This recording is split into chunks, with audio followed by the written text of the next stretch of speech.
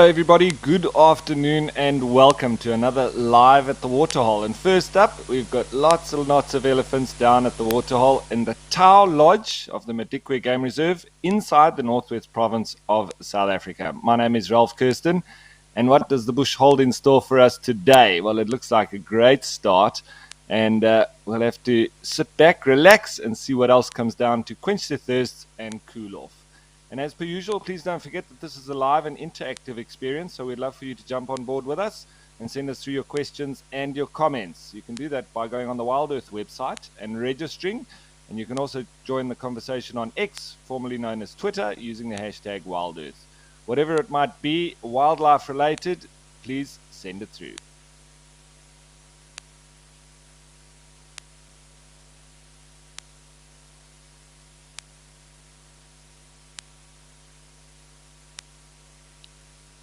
Seems like there's all ages here mixed in amongst these ellies. A couple of little young ones, a couple of teenagers, there's some adults.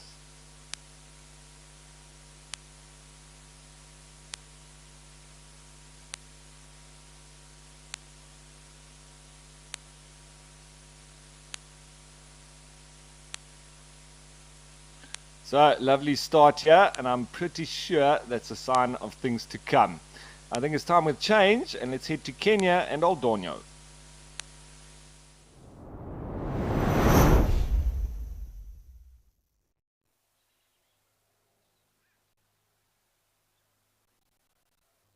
A Maasai giraffe just in under one of the umbrella thorns. Also looks nice and sunny.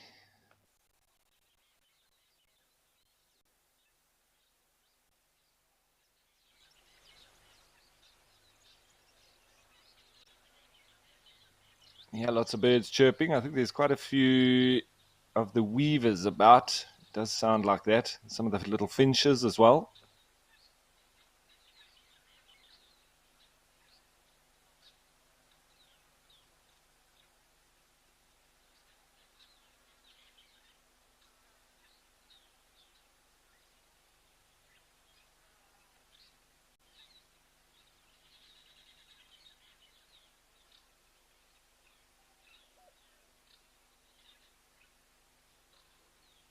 You see, those oxpeckers do get a bit irritating for the giraffe sometimes. You can imagine as they're running up and down their neck, in and around their face, sometimes on their chin, even climbing inside their ears.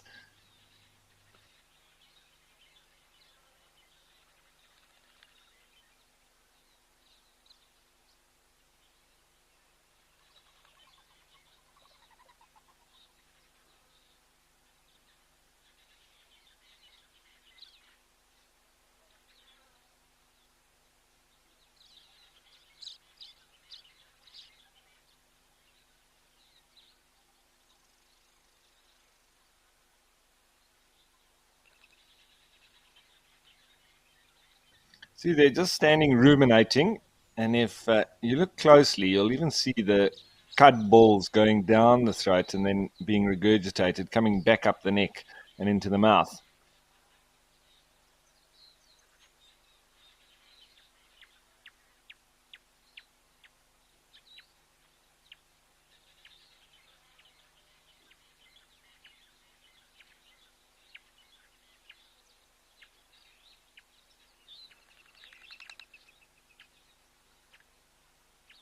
The very distinctive wing flapping of doves. You can always tell just by the sound of it.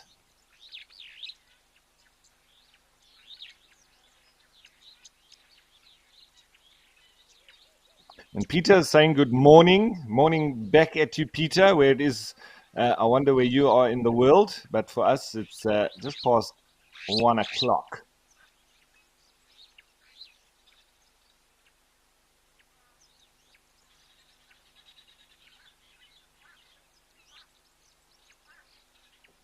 Okay, so nice to see these Maasai giraffe up in Kenya, but let's head back down into South Africa, this time to the Greater Kruger Park and King's Camp.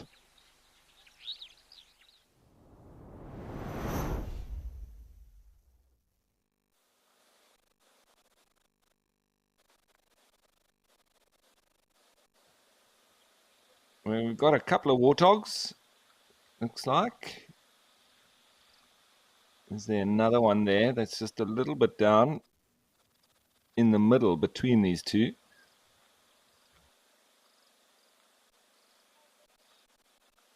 We had some lovely sightings here with the elephants, up close and personal.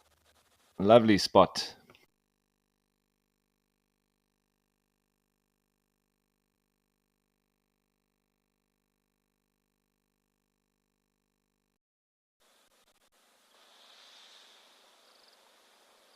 Oh, hello.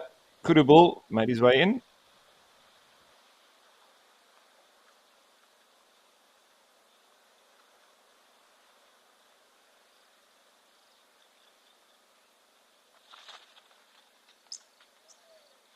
That Kudu was a little bit nervous. Wonder what he's worried about.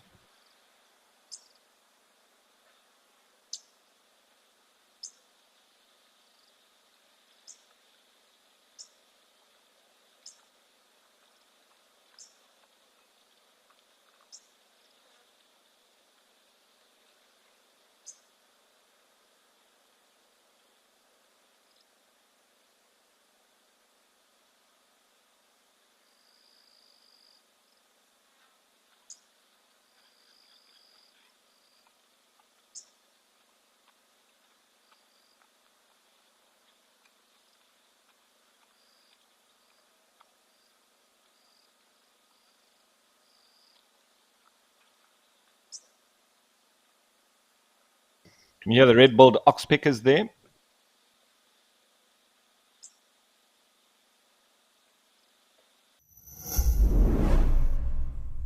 If you are a driven nature enthusiast with a background in communications, then this message is for you. WildEarth is calling for volunteers to moderate our web and social media chat platforms during our live broadcast. Do you keep up with the latest trends on social media? Do you have quick fingers and a sharp eye? Then we're looking for you. To apply, email your CV to us at jobs@wildearth.tv. Join the WildEarth team today.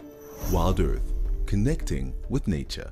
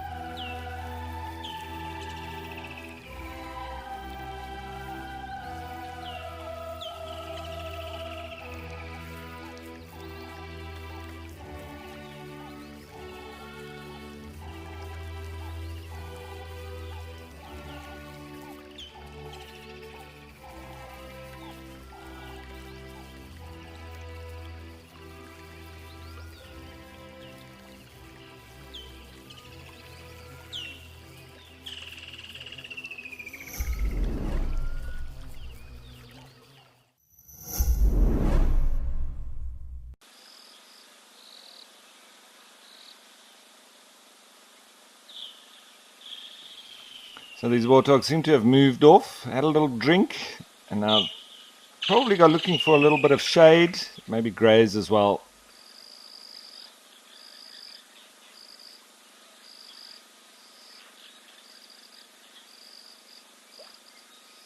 So a couple of little clouds in the sky, but I don't think it's going to be enough for any kind of rain anytime soon.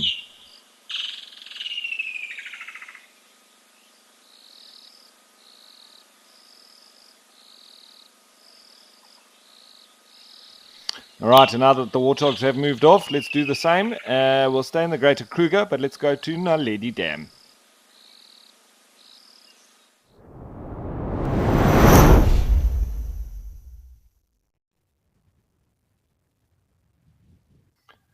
Where, as per usual, lots of ellies around this time of the day, and it's nice and hot. And they do prefer going drinking during those times, wallowing, cooling off.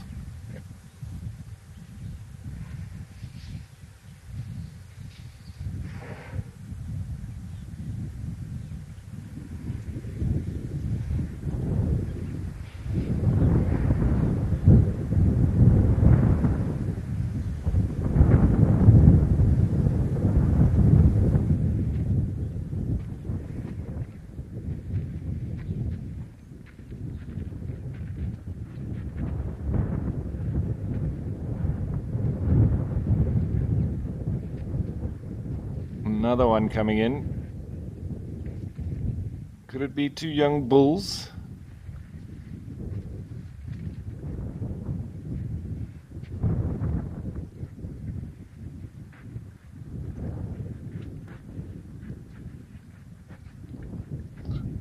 And even more.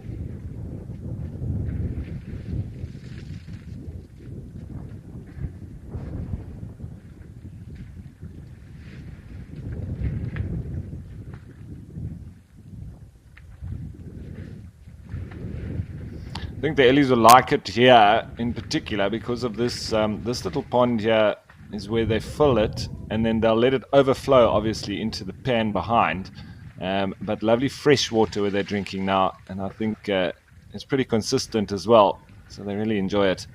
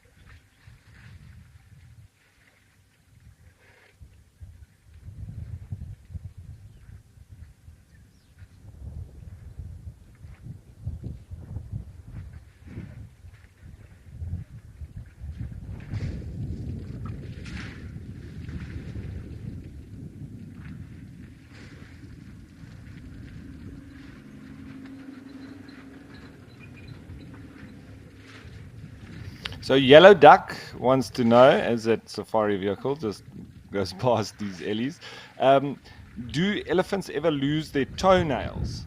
Yellow Duck, I would say they definitely could. I've never seen one with any damage to their toenails, but I think they're very hardy, but there's definitely potential for that happening. But as I say, in my experience, I've never seen it. But I said that the other day when we were speaking about the giraffe hoofs, and if I've ever seen any that have overgrown. And literally at the same time, then we saw one with a really badly overgrown foot, the hooves. And so they were curling just about all around and back. It looked terrible. And we would probably have needed to get a farrier in, if anything. But so I'm pretty sure that the elephants can do that. And it's quite interesting that an elephant's foot is essentially a modified form of a 5-toed limb. So instead of having separate visible toes, elephants have evolved to have a large, thick pad of connective tissue at the end of their limbs, which serves as a weight-bearing structure. And then obviously quite similar to ours, it's also made up of keratin on those toes of the elephants, the toenails, as you can see visible in the front of their feet.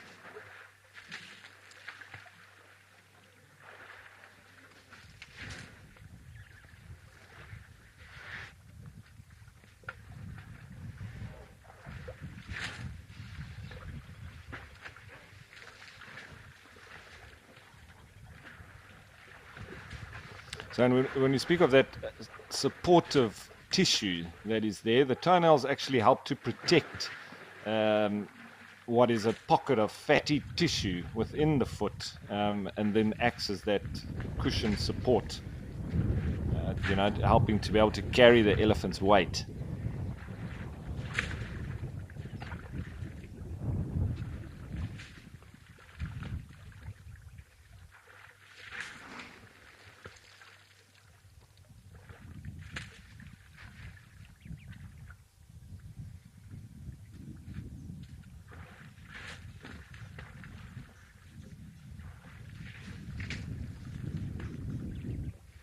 A very dark color to the soil here, and the mud as well. And so when the elephants bathe here, they go almost black.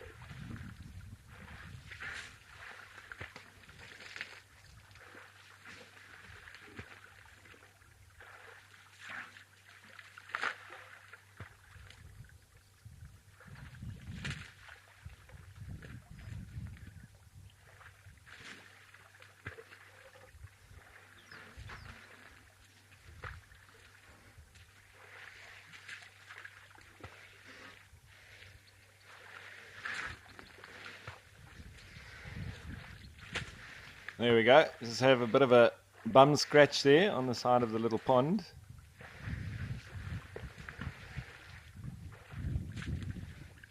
It's the perfect height as well.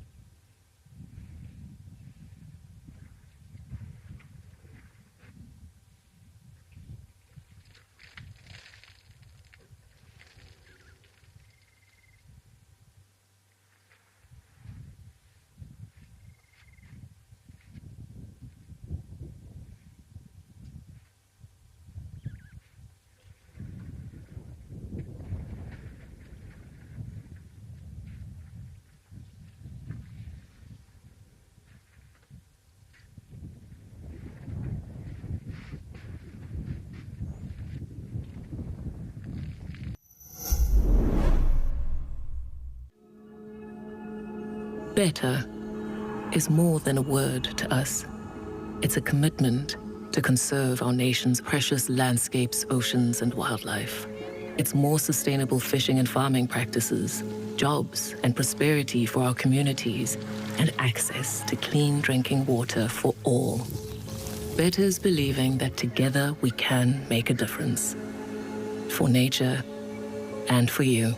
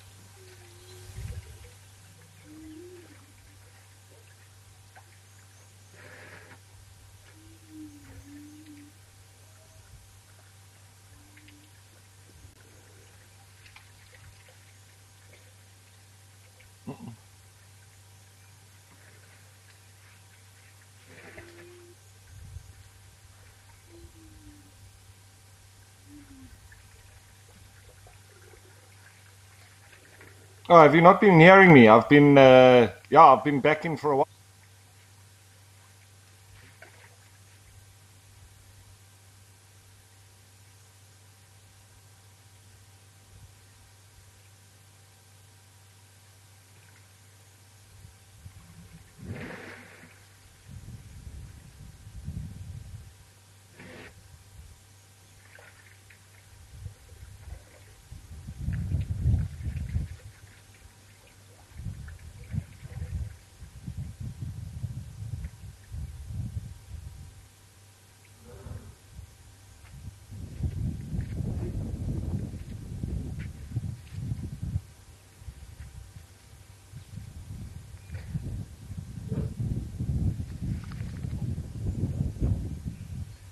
So hang on, did you not hear anything that I said?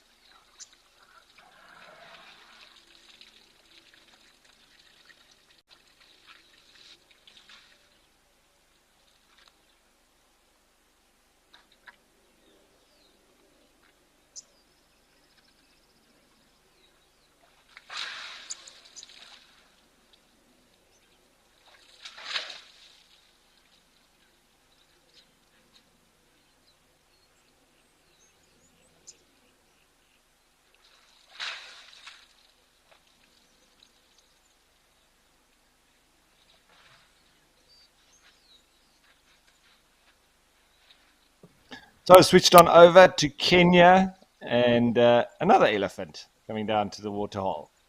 Lots of clouds here, as per usual. We haven't seen too much rain, but there's always rain clouds around. So much that we don't generally get a good view of Kilimanjaro there in the background. I had one good day where we could just see the snow-capped peak between the clouds. So it wasn't a perfect view, but we got a view nonetheless.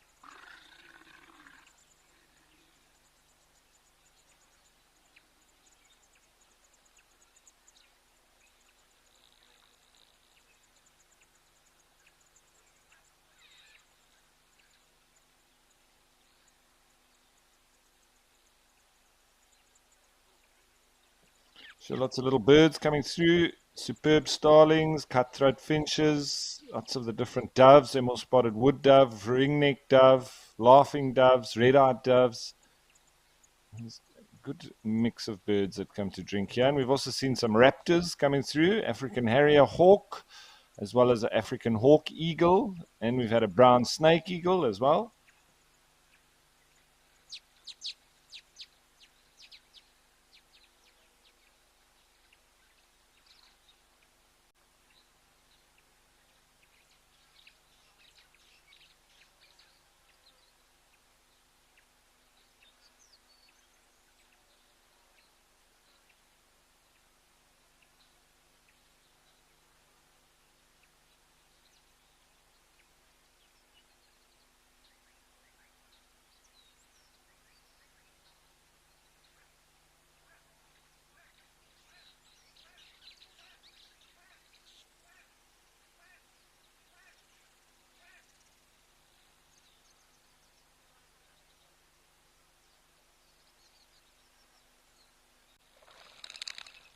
There we go. I think that was, could have even been an Namakwa dove. It was in with the ringneck doves. That looks like a spider hunting wasp. There's a yellow butterfly of sorts.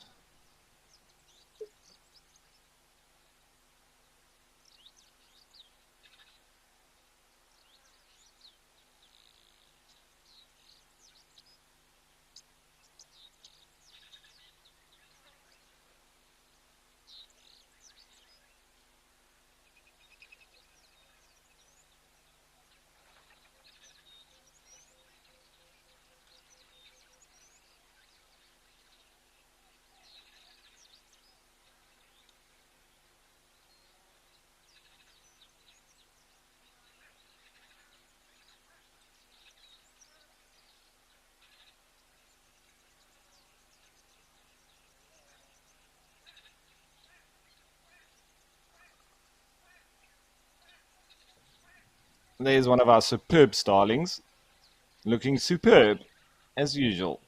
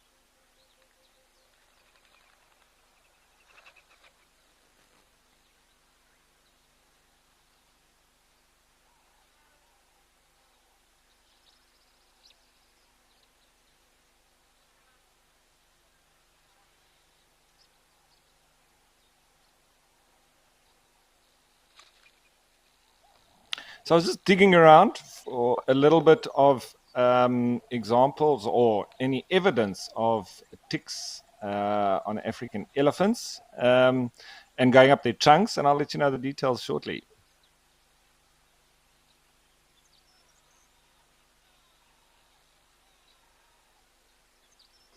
But before I do that, I think let's head on over to the Greater Kruger Park once more, but this time to Cat Eye.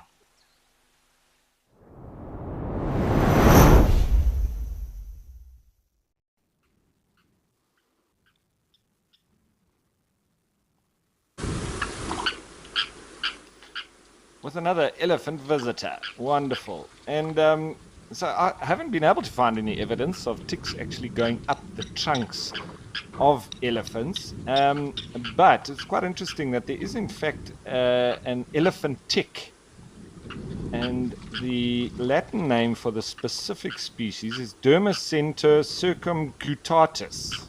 It's a species of hard tick, and I would imagine would require quite hardy carapaces in order to sort of get into the skin of the elephants. And that's why I think it is probably quite a specialized tick.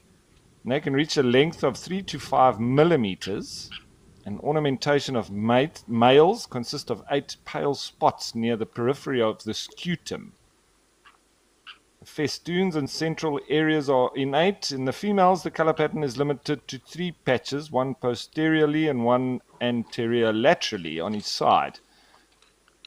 And it's only been found on elephants and on the large grey duiker. The main hosts of these hard ticks are the African bush elephant, however, and the African forest elephant, which is Loxodonta cyclotis, as opposed to Loxodonta africana of these guys.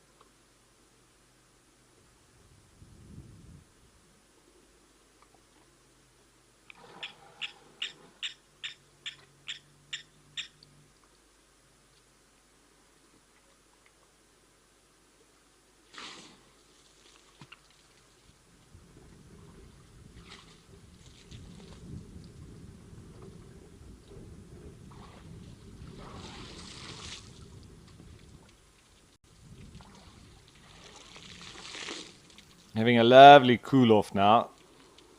Bring that water in behind the ears and on top of the head.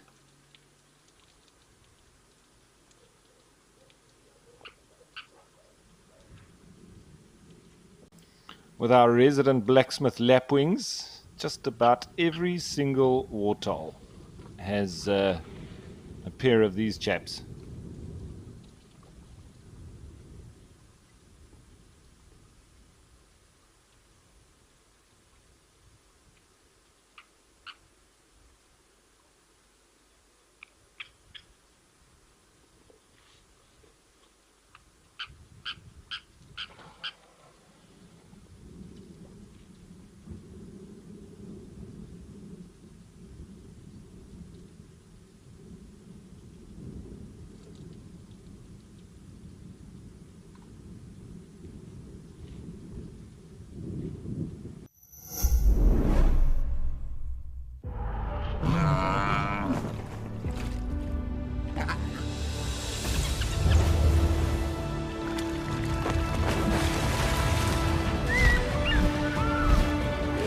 Experience captivating wildlife documentaries showcasing incredible animal behavior for free by visiting lionmountain.tv or downloading the app, accessible on both Apple and Android platforms.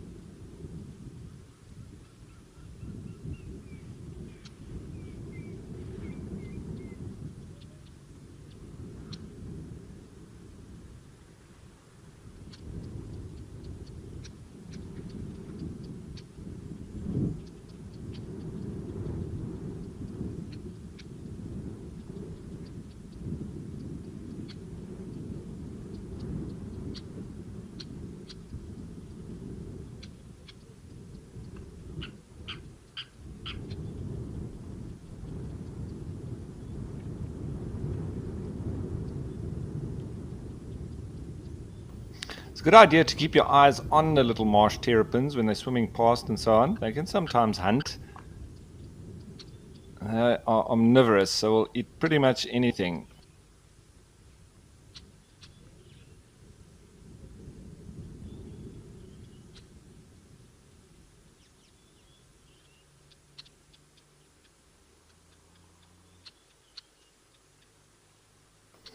So I was just trying to see what other information I could find about ticks and elephants, but I just came across what diseases infects elephants do get.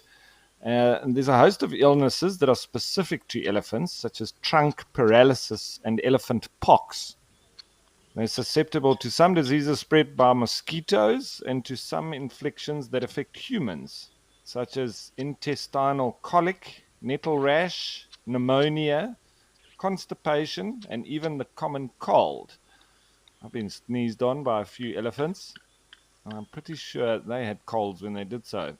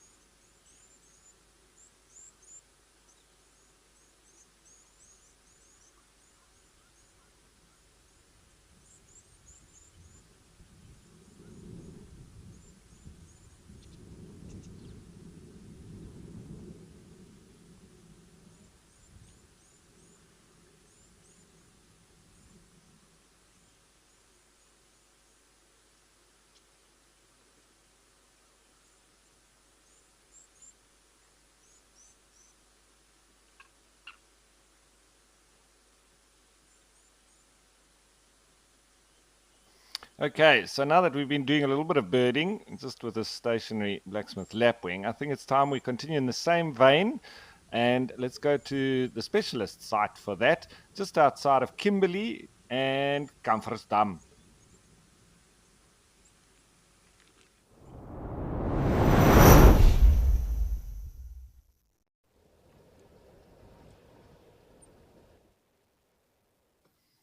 Lots of flamingos.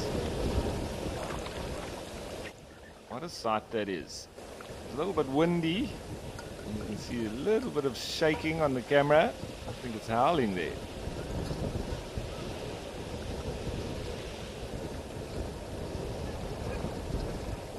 Some flamingos even partaking in some dabbling.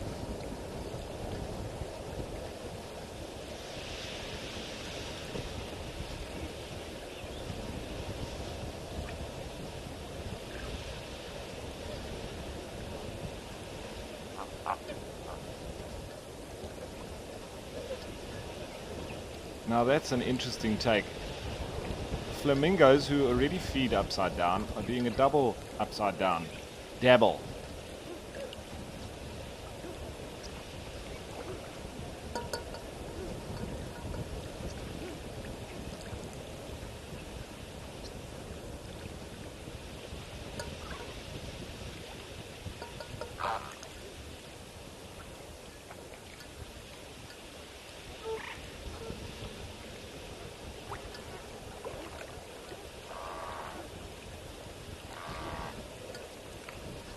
So Astro Jaguar asking if I'll be joining the drives in Juma anytime soon.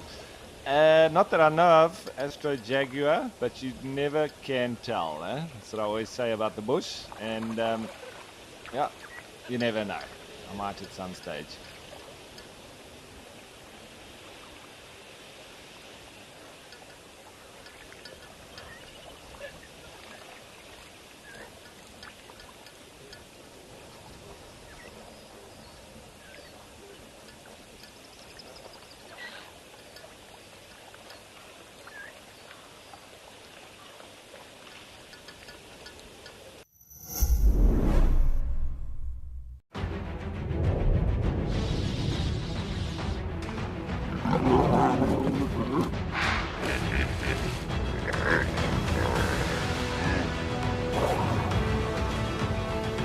Experience captivating wildlife documentaries showcasing incredible animal behavior for free by visiting lionmountain.tv or downloading the app, accessible on both Apple and Android platforms.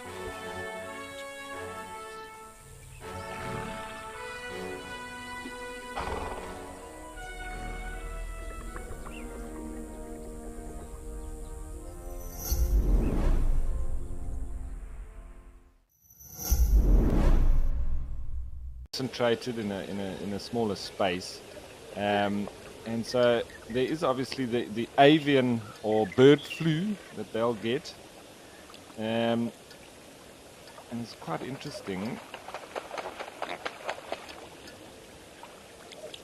that generally the wild, birds don't get sick much at all.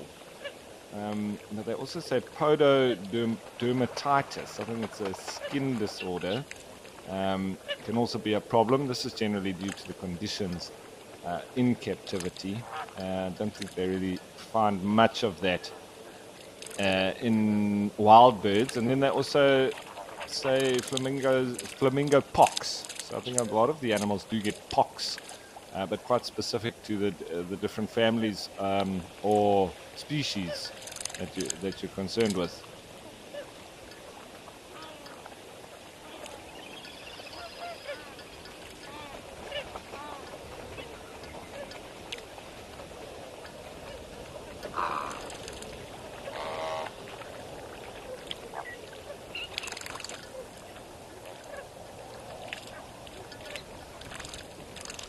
So with that, also along the same bird flu vein, most of the infectious diseases reported in flamingos include various viral, bacterial, and fungal pathogens, such as the aspergillosis and pox virus, as we said previously.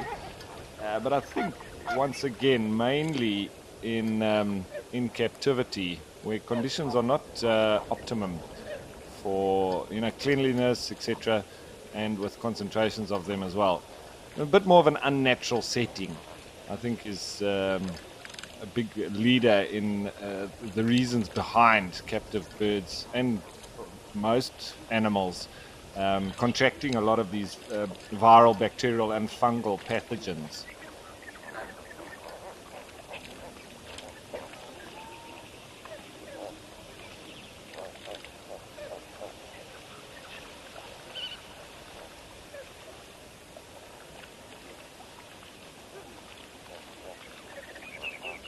So Tara was asking, can the flamingos submerge themselves fully into the water?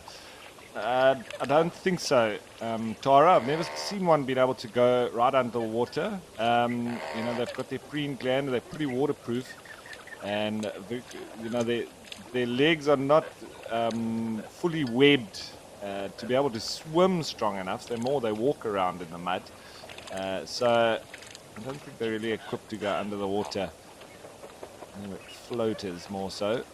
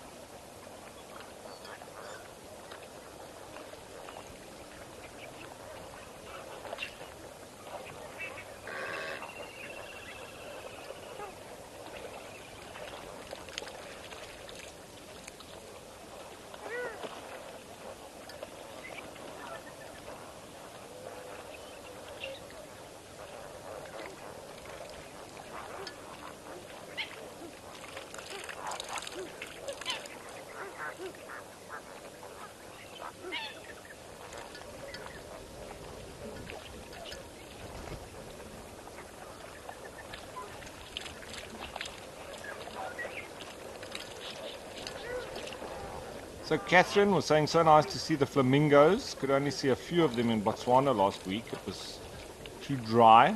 Yeah, and a couple of days ago we also had a pair at Jamala in Madikwe, which was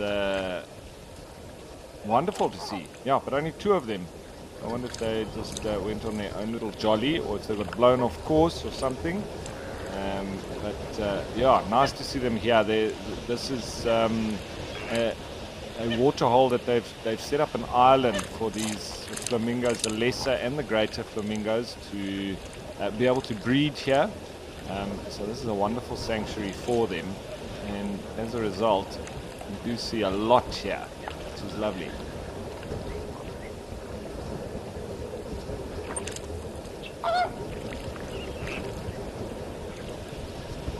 All right, time to change. I think it's lovely to see the flamingos and all the rest of the birds.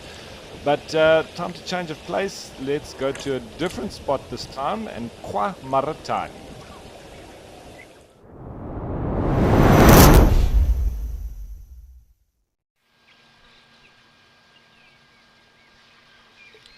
Carrying on the birding. And here we've got some white-faced whistling ducks.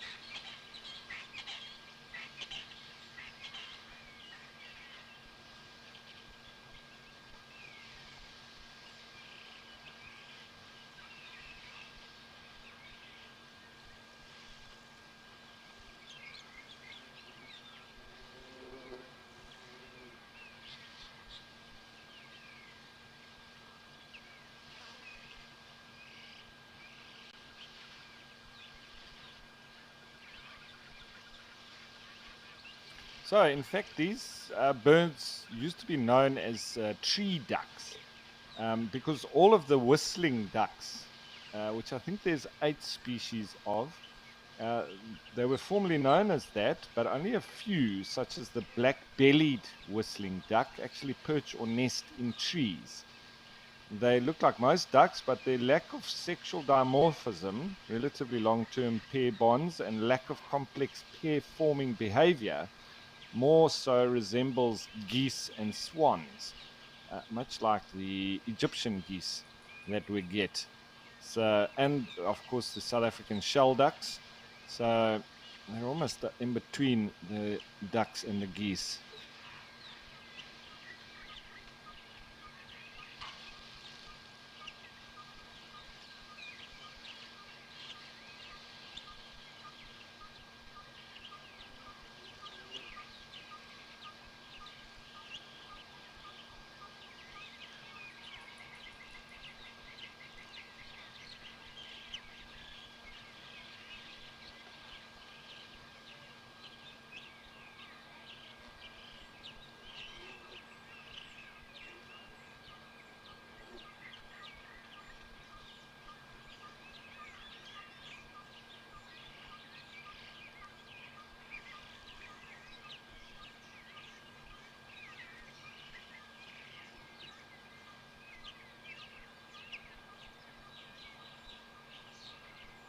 Most of them just catching a little bit of a snooze.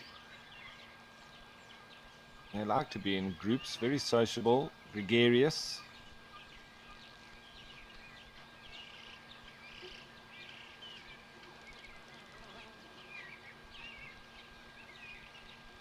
And we seem to always have good birding here in the Pilanesberg National Park at Kwamaratani.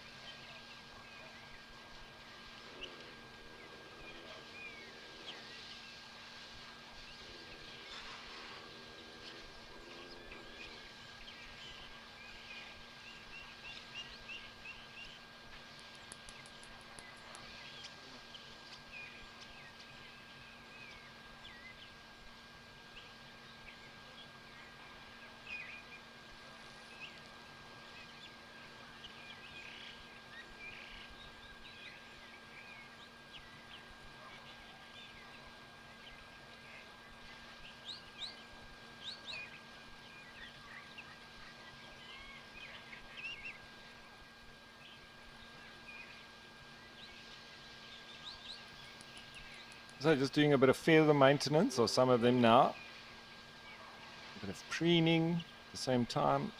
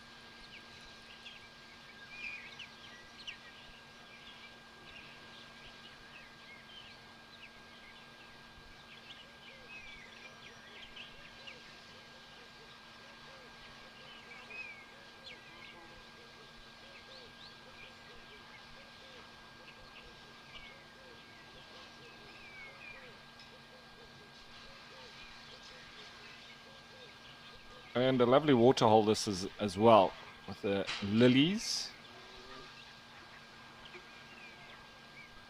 water lilies, top of the water. Oh, hello, Mr. Hippo, it looks like.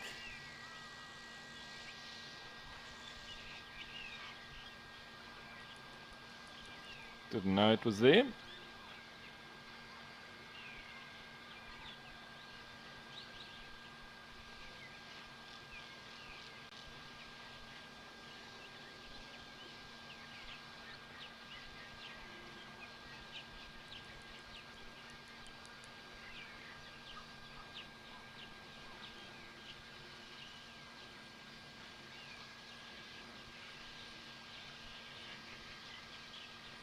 Have a scoot around and see what else is about. Nice to see that there's lots of greenery around. We haven't been here for some time, but a few months ago they had a real ravaging fire go through Pilanesberg Game Reserve. Nice to see there's lots of greenery once more though. Weaver's nest, probably a southern masked weaver.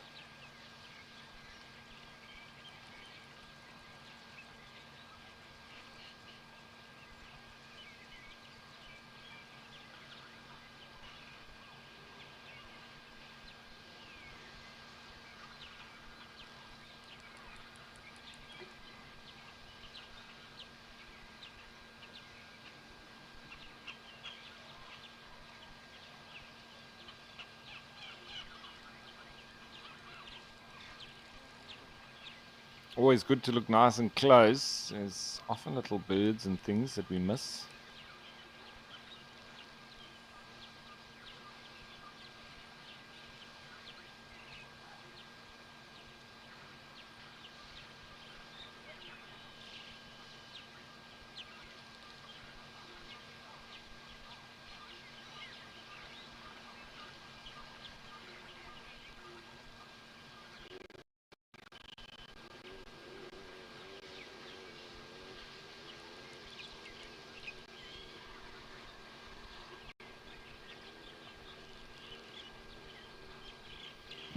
Seems to be rather quiet.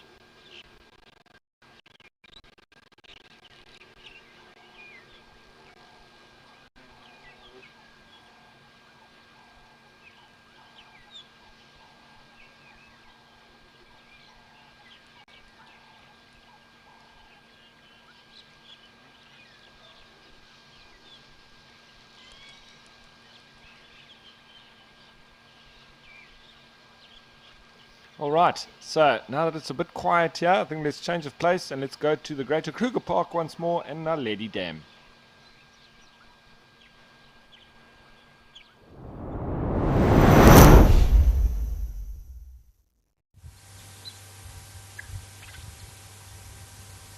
There's some very pretty helmeted guinea fowl.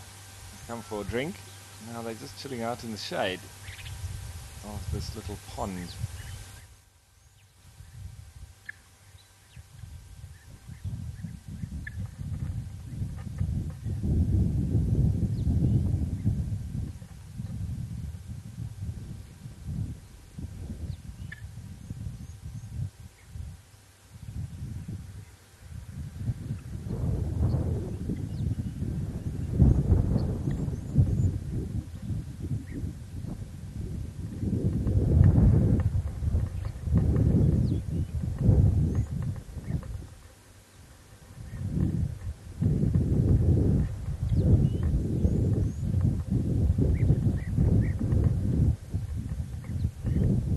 For me, these guinea fowl always remind me of sort of Roman soldiers. Their helmets on, and their blue war paint.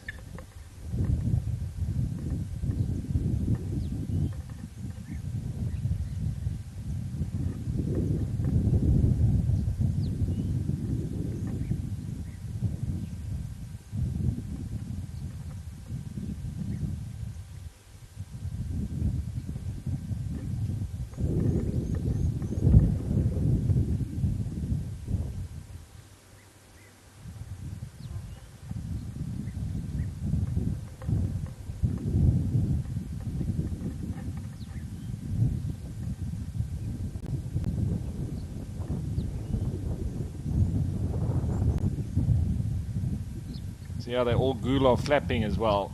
It's keeping themselves cool instead of panting, as the mammals do. A more efficient way of the same thing is to wobble that throat area. Gular flapping.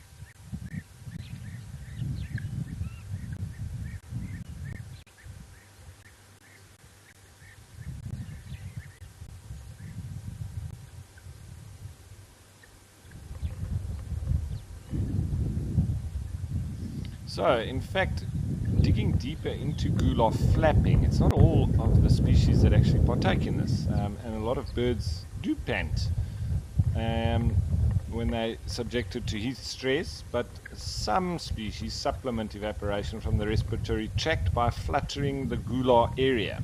So obviously guinea fowl being one of them. A lot of the seabirds I've seen are another, from cormorants, all the different kinds of cormorants. I've often seen them on the beach or on the rocks, fluttering the gular area, keeping cool. But they say the cormorants, pelicans, boobies and hingas, frigate birds, herons, owls, doves, roadrunners, collies and many gallinaceous species that all do this as well.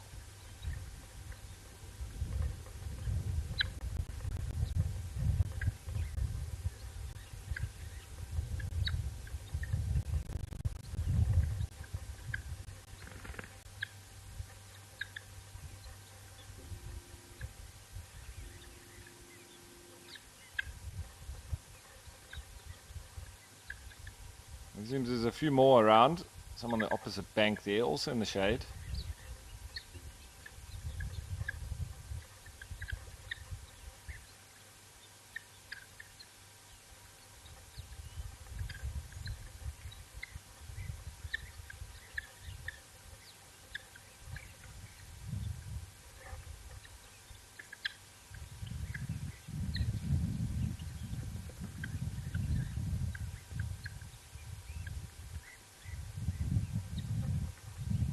So to be precise, gular fluttering, as it's more formally known, is a combination of rapid open mouth breathing and quick vibration of the moist throat membranes that causes evaporation.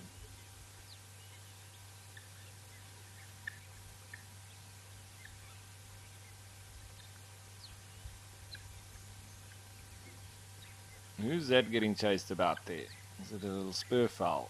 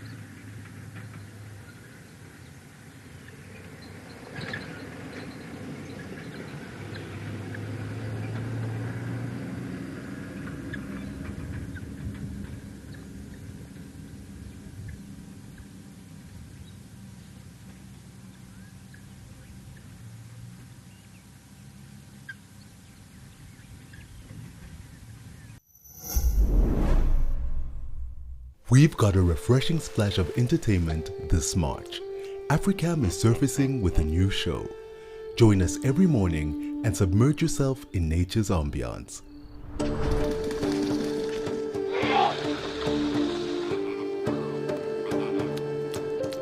Watch it live and transport yourself to the finest watering holes across Africa. WildEarth, connecting with nature.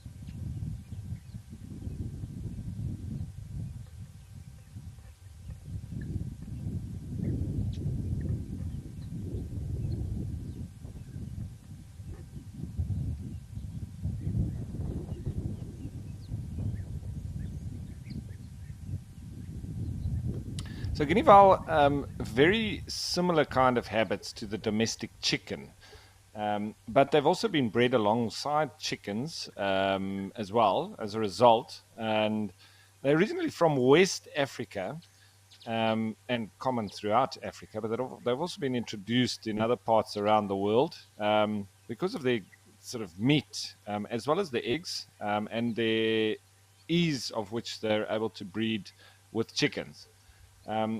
But they've also been said to have been used to control wood ticks and insects such as grasshoppers, flies, and crickets. And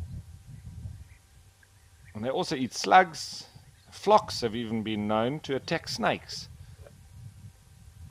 They sometimes are a good indication of a predator, but they can also be a false alarm. Yeah, they're not as trustworthy as the likes of kudu and bushbuck, nyala, monkeys, baboons. When these guys alarm call, it can be sometimes misleading.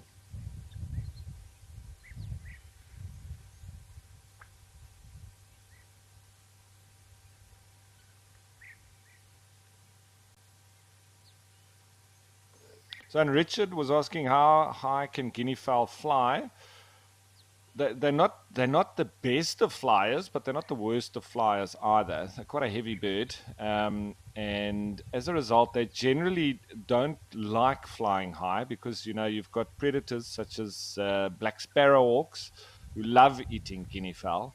So they tend to try to stay close to the ground, and where they can get off into the brush as much as possible. So not too the higher they fly, the more prone they are to attack from big birds of prey. So you don't generally see them flying very high, and I would say up to about 20 meters in the air.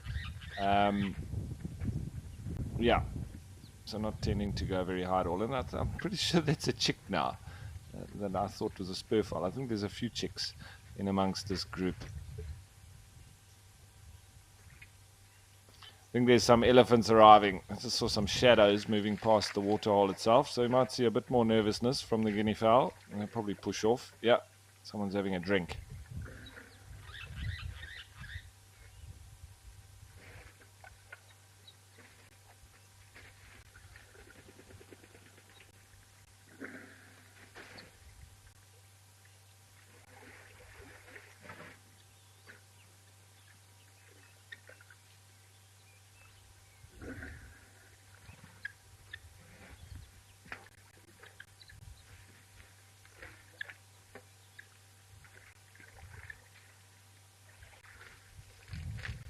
The shadow of an elephant there.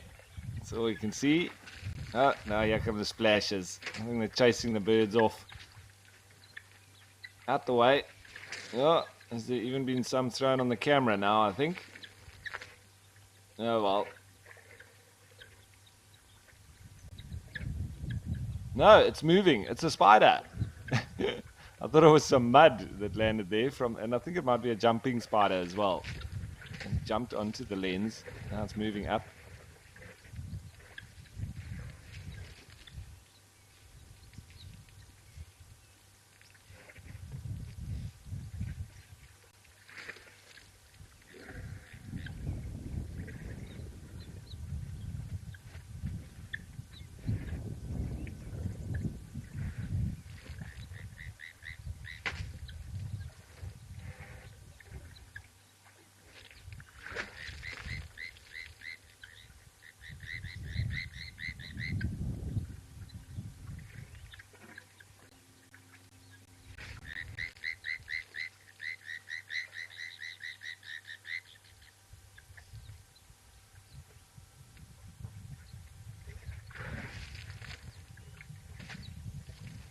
Ah, there we go. A lovely cool off. The elephants love this waterhole.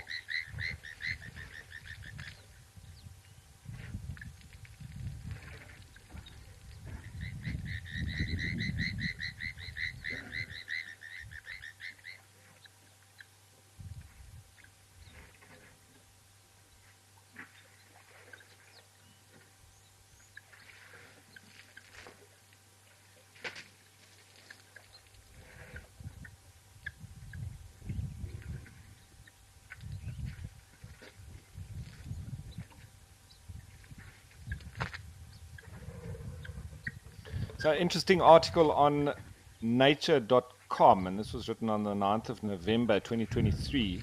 They speak of the bacteria link to mysterious mass elephant deaths. And the natural curiosity of elephants about their dead could increase the risk of exposure. Now, blood poisoning caused by bacteria was possibly behind a spate of mysterious elephant deaths in Zimbabwe in 2020.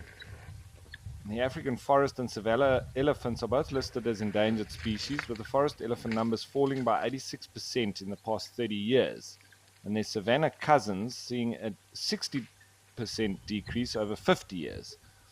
Concern was raised in 2020 when 35 elephants died in a 1,000 kilometer squared area of northwestern Zimbabwe and 356 others in nearby Botswana, with no sign of poaching activity or poisoning.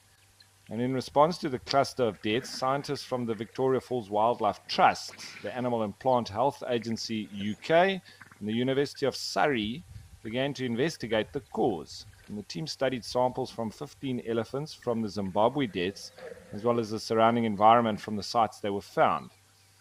And the study documents elephant mortalities due to septicemia caused by Bisgard taxon 45, which is a bacterium that's closely related to Pasteurella maltosoida. And that was Lauren Rosen, an epidemiologist and co-author of the research from Victoria Falls Wildlife Trust in Zimbabwe. They found evidence of Bisgard taxon 45 in 6 of the 15 samples and suggested that failure to identify the bacterium in samples from all 15 elephants is probably due to sample quality and delays in testing. So it was not possible to obtain permits for additional cluster samples in the necessary time frame. The scientists had theorized that deaths might have been due to environmental intoxication, infectious diseases, or increased habitat stress due to ongoing drought. Their analysis, however, failed to show evidence of trace cyanide, which is sometimes used to kill elephants by poachers. Although the drought and lack of sufficient nutrition were not the cause of death, they might have compromised their immunity and overall health and could further exacerbate the issue in the future. The bacterial septicemia adds to a growing list of threats to elephant conservation, including tuberculosis, anthrax, and elephant endotheliotrophic herpes virus. And we see that quite a lot in the greater Kruger area. We've seen a few elephants with herpes. Now, the source of infection and transmission route are unknown in this outbreak, but intraspecific transmission via inhalation or ingestion is possible, given the sociability of elephants, which includes contact between trunks, as we see a lot on Live at the Waterhole. When hot and stressed, elephants have to be observed withdrawing fluid from a unique pharyngeal pouch and spraying this over their bodies. This pouch could be colonized by Bisgard taxon 45. So interesting, mysterious deaths of those elephants in 2020.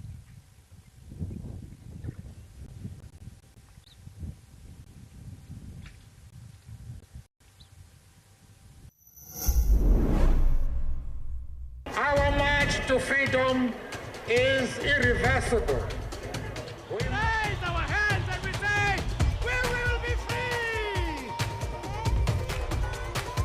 Great mass of South Africans denied their humanity.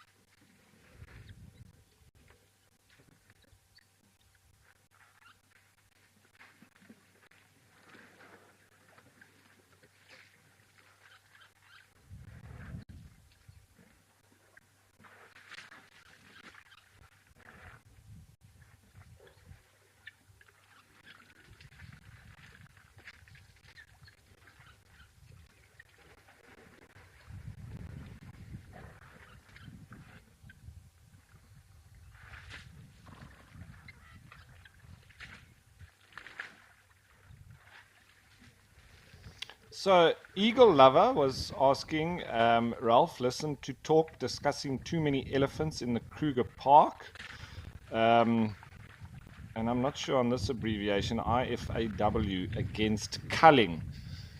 Yeah, so anyway, I'm just going into that because I know that they've just come out of the last management plan or management cycle in 2022. So I'm not actually up to speed with regards to their new one because Sandparks was managing the Kruger elephant population by restoring or mimicking the spatial and temporal aspects of the ecosystem that impact on elephant spatial use. So, in other words, let natural processes determine elephant populations and movement. And that plan contrasts with the previous elephant management strategy, which focused on attempting to limit elephant numbers through culling. So, there are major factors that impact on elephant populations and on where elephants currently choose to roam, and obviously, primarily in search of water and food. And some of these factors have historically been introduced by man, examples being fences and artificial water points. Some of these man induced contributing factors can be removed or altered significantly over time, and others are here to stay. So, removing some of these factors generates its own set of consequences for elephants and beyond elephants as well. For example, if you remove certain water points, will in time suppress elephant population growth and encourage more natural or seasonal use of that area by elephants. But it will probably also change tourist behavior and possibly make Kruger camps and privately run lodges in the area less commercially viable. The tourists bring in the cash for the elephant conservation, and in other words, circles within circles.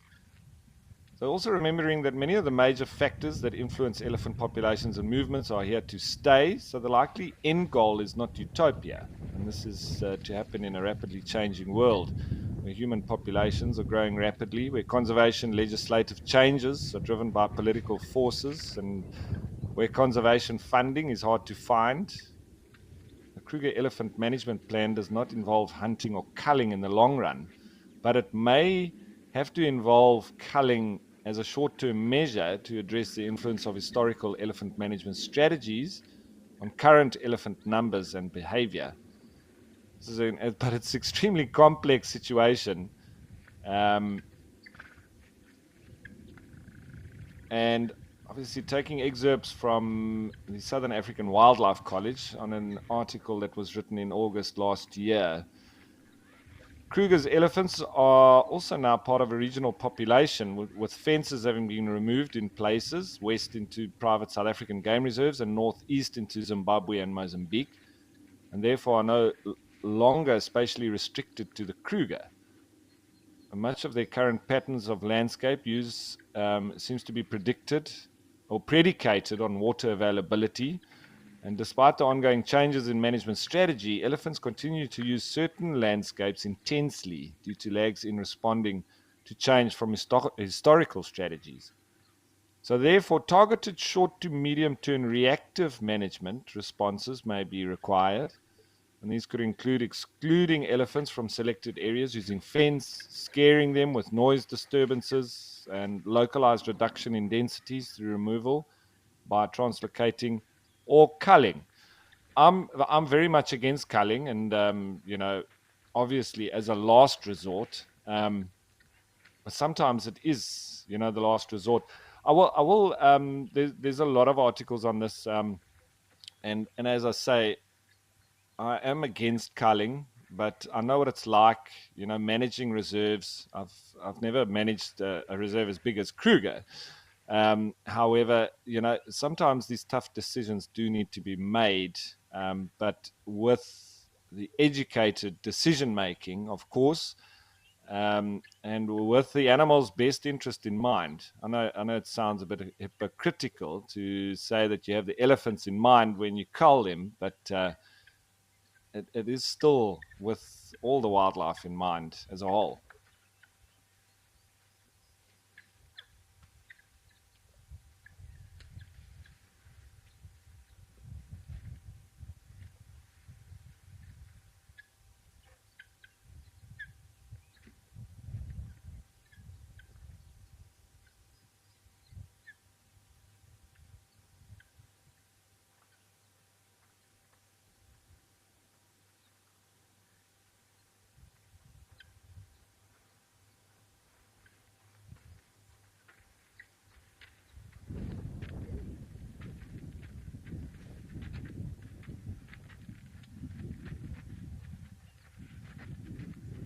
See, and as always, I try to get a real balanced view and get, both sides for pro or against in any kind of situation, and then, sort of come up to your own conclusions. And I found a lovely article from Daily Maverick. This was written in October 2022. Speaking about the myth of too many elephants in Kruger Park and why culling is redundant.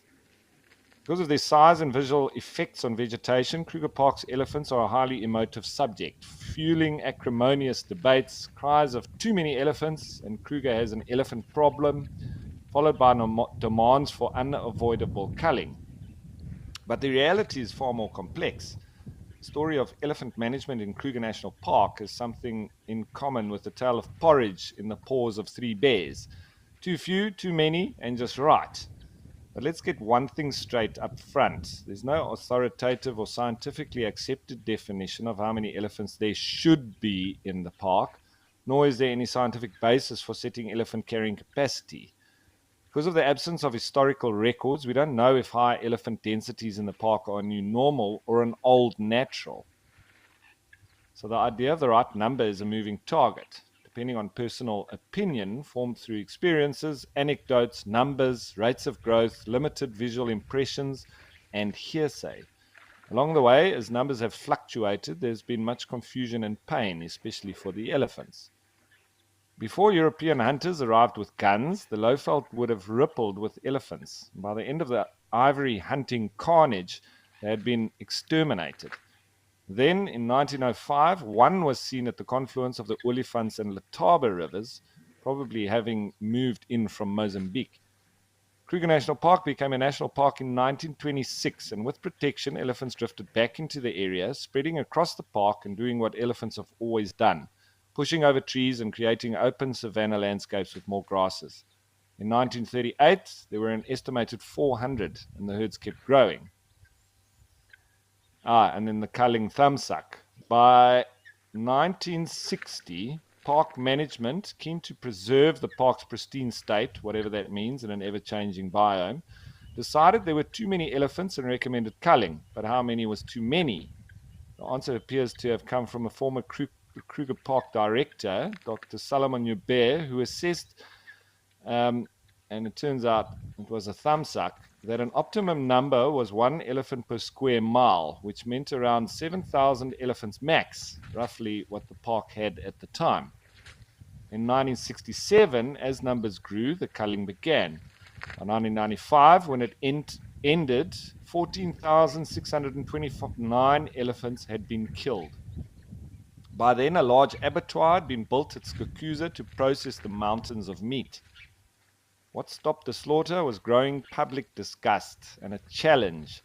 Dr. G.A. Robertson, then head of Sandparks, placed a moratorium on culling and challenged scientists to find a workable alternative.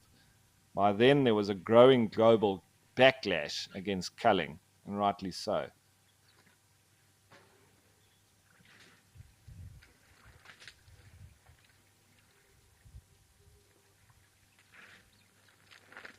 So the adaptive management plan.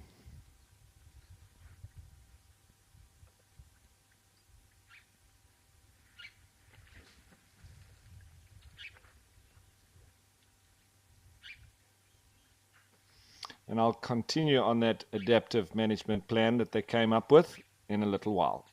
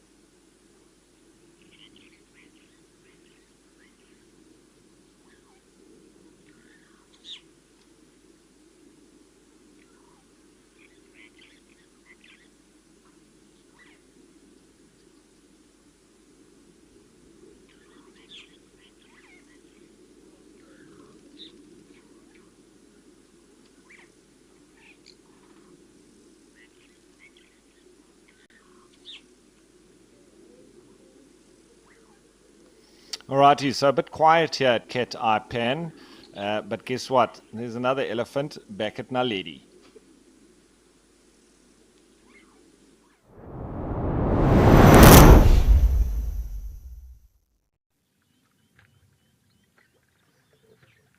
Cooling off in the pond. So that's not the drinking site. That is almost exclusively for cooling off. And the adaptive management plan that was then taken on by Kruger, well, what they produced was an adaptive management plan that would provide sufficient evidence to control elephants without shooting them. And it worked. And SANParks shifted from controlling to adaptation, noting the impact of elephants on their environment, how and where they move and use the landscape, the time they spend in those areas, the demographics of the specific elephants and what they're doing when they're there. And instead of managing numbers, policy changed to influencing how elephants used space, using fire, water, and fencing off large trees. It was flexible, anticipated surprises, and was prepared to reset objectives as people learnt. And the closure of artificial waterholes across the park has been key to this as a way of controlling heavy impact near water sources. Control where the water sources are, you control where the elephants are. So increasing distances between waterholes also decreases the survival rate of young and weak individuals, particularly during times of drought, which reduces population growth naturally. So being natural engineers, well, what was going on there? Something happening in the water. So it was recognized that elephants are also important natural engineers, integral to the African landscape. They open up thickets of invasive species, convert bush into grassland for grazers, create habitats for a variety of other species. But during droughts, they don't increase, they simply disperse. And it was found that their impact was unrelated to their distribution, but to the movement of bulls, soil types, and water. There have also been shrill complaints that in pushing over trees, elephants are destroying raptor nesting sites. SANParks research has shown, however, that there is no clear link to the loss of large trees and populations of martial eagles or lappet-faced, white-headed, and white-backed vultures. They're constant gardeners. Elephants are, in fact, the park's constant gardeners, essential as seed dispersal agents, able to transport seeds up to 65 kilometers from the parent tree. Acid in their digestive systems can also help with the seed germination of some plant species, while their dung provides a fertile environment for germination.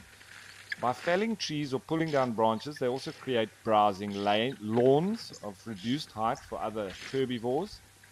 And what about fears that a runaway elephant population would trash the park?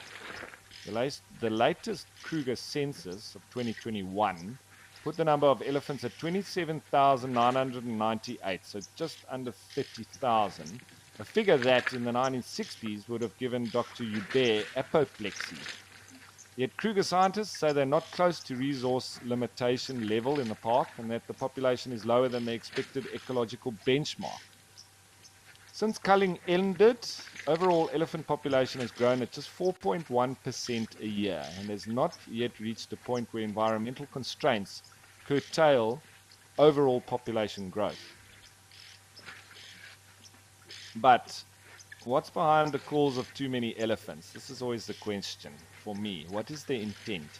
Visitors to the park see less than 20% of the area from the tar and sand roads. These largely weave along waterholes and rivers where wildlife viewing is best, but where elephant impact is the highest. The roads can also increase encounter rates between elephants, trees, and tourists because elephant bulls tend to favor them. So a downed tree at a waterhole or along a road does not represent a flattened forest in the park. Science backs this up. The latest research found that there's been no decrease in heterogeneity, the variety of species, within the greater Kruger region, and trends are stable. There's more than 20,000 elephants in Kruger than when culling began in 1967. But they're not trashing the place. As a result, SANParks does not have a plan to cull elephants. This was obviously a while ago. I'm hoping plans haven't changed. There are many reasons why culling is off the table. There's no scientific justification. It would require extensive prior scientific evaluation and public participation. It's been discredited for scientific, ethical, and moral reasons, and it would cause a tourist backlash. Proposals to cull would attract immediate litigation, and according to a recent paper by Professor Rob Slowtoe at the University of KwaZulu-Natal, is most likely illegal. For all these reasons, Kruger has no culling plan, and nor is any such plan in preparation. In answer to questions about about whether Kruger has too many elephants ruining the park, the answer is simply no, it does not. The numbers today, to invoke the metaphor of the 3 bears, are just right. So that's a wonderful article written on the Daily Maverick. And I wholeheartedly agree with it. I think the scientists and the rangers and the people that are paid to do the jobs and the management of the Kruger Park need to do exactly that. A hands-on approach, especially when it comes to the elephant numbers and any voices saying that there's too many elephants, need to have a more educated opinion on that, because there's no scientific evidence to say so.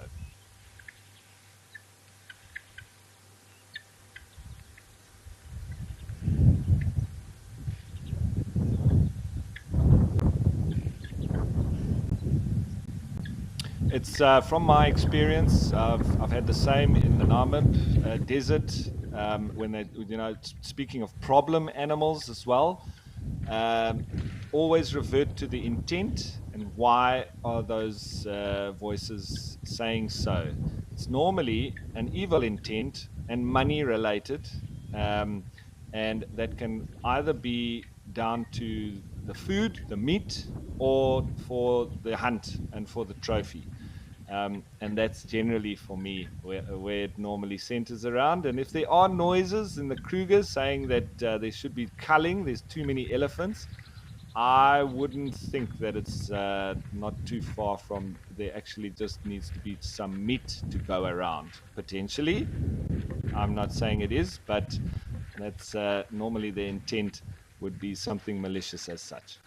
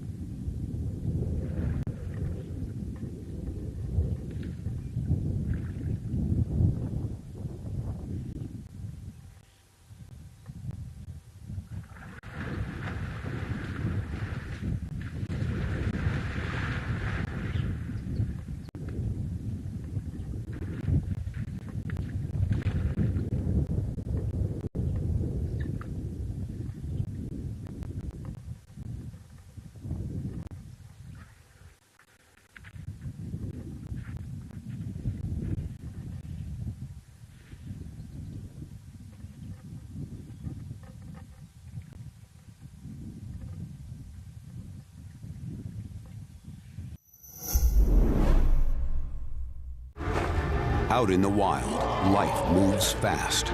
To capture the action, you've got to be in the right spot at the wrong time. Now, incredible animal behavior selected from amazing amateur and professional footage to reveal the secret lives of animals in motion. This is raw nature, caught in the act.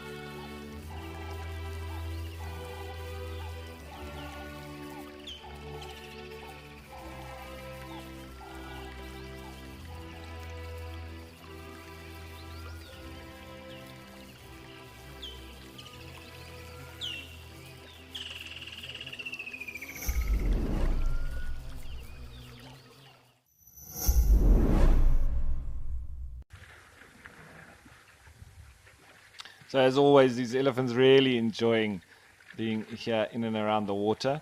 And as I was speaking of earlier, manipulating these different artificial water holes, you can manipulate where the movements of the elephants will go. And it's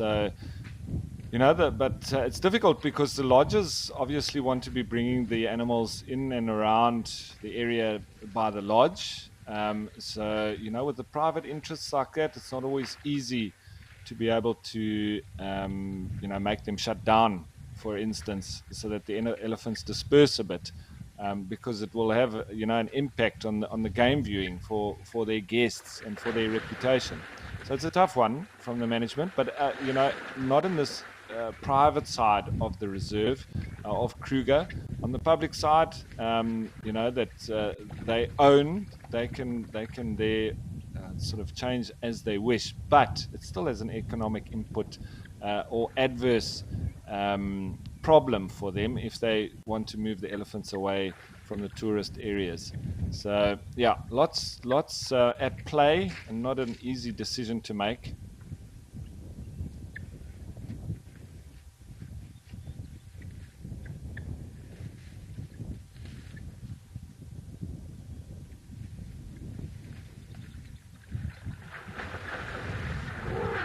Having said that, big problems require big solutions and big jobs that the qualified and the relevant people within sand parks are paid to perform.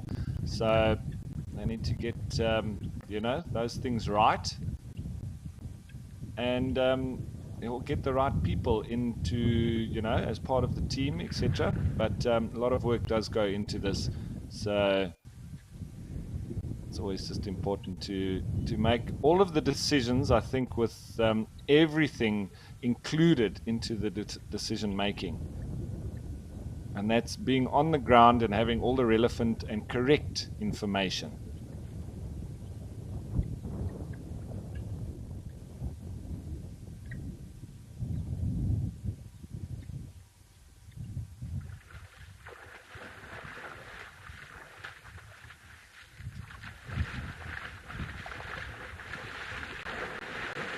This youngster's still enjoying himself. And he's going to chase some guinea fowl now. That's also a game, especially for the young bulls.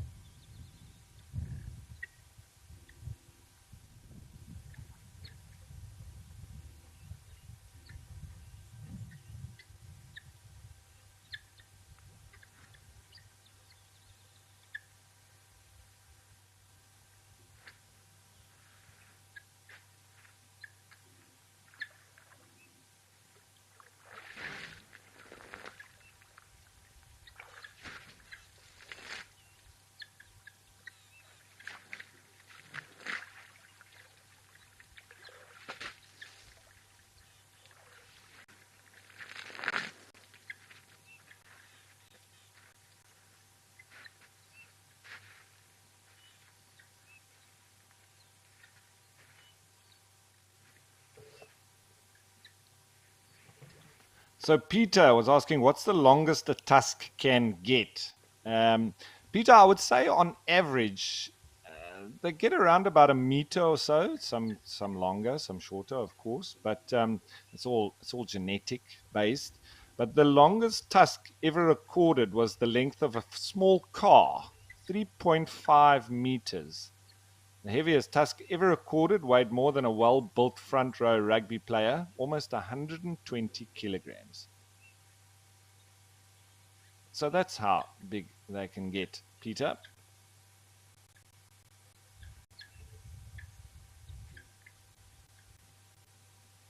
And cheetahs and other animals saying, this is so elephantastic. It has been, hasn't it? And thanks for joining us once again.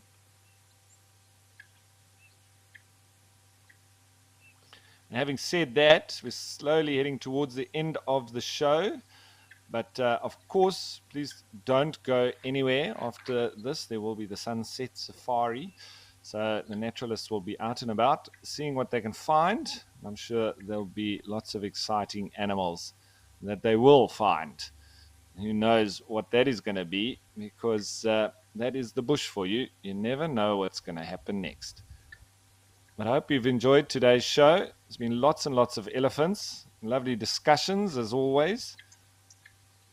I like to get into the controversial subjects the most, because that's what gets people going, and that's what gets everyone interested in conservation and wanting to get involved.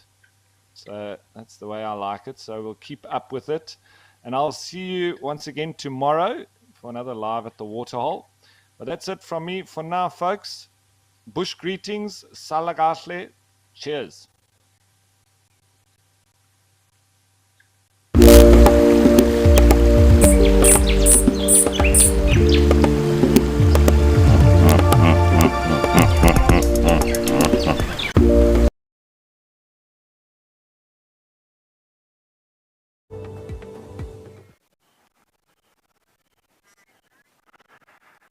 Good afternoon, everybody, and welcome to Juma Private Game Reserve with myself, Chad.